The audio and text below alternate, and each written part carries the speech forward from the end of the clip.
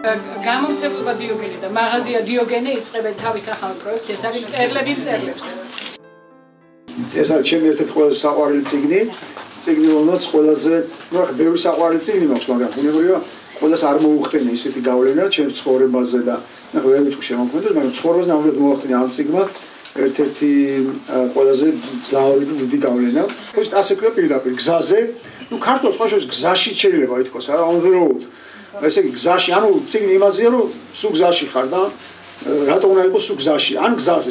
დიდი წიგნია, მაგრამ თვითონ კერუაკი სხვაშორის ხო ძალიან უცნაური კაცი იყო, ხა ავტორზეც მოგახსენებთ, ვინც არ იცნობთ, მით უმეტეს ეს არის მისი ყველაზე პოპულარული წიგნი და ამიტომ თუ ჯერ არ აქვს წაკითხული გზაზე, ალბათ მაქვს ეჭვი, რომ სხვა მისი წიგნებიც არ გაქვს წაკითხული. ბევრი წიგნის ავტორია, მაგრამ ეს არის მაინც ყველაზე მისი გახმაურებული წიგნი, ყველაზე ცნობილი ბესტსელერი, ესე იგი მის წიგნებს შორის მთელს მსოფლიოში. თვითონ რო წერდა ამ წიგნს, ნუ მაშინ საბეშ მანქანაზე წერდა მოგესალმებით, მაგრამ იმდენად დამღლელი იყო, ერთი ამოსუნთქ თვით აქ დაწერილი.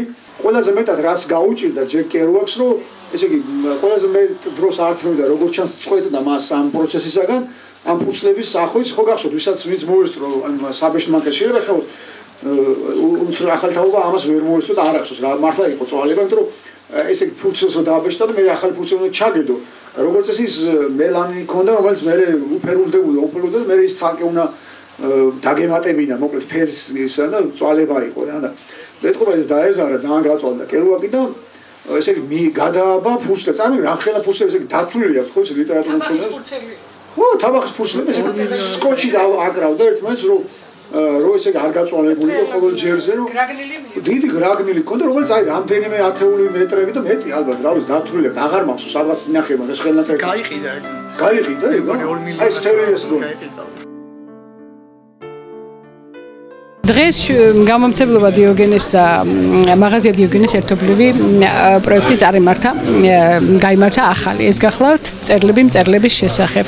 დათო ტურაშვილმა ილაპარაკა ჩვენი ახალი წიგნის ჯეკ კერუაკის საკულტო ნაწარმოების შესახებ, რომელსაც სათაურად აქვს გზაზე.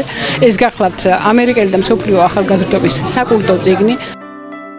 ეს პროექტი მწერლებზე გაგრძელდება. დღეს გვყავდა როგორც ისე დათო ტურაშვილი, რომელსაც ისაუბრა კერუაკის წიგნზე გზაზე.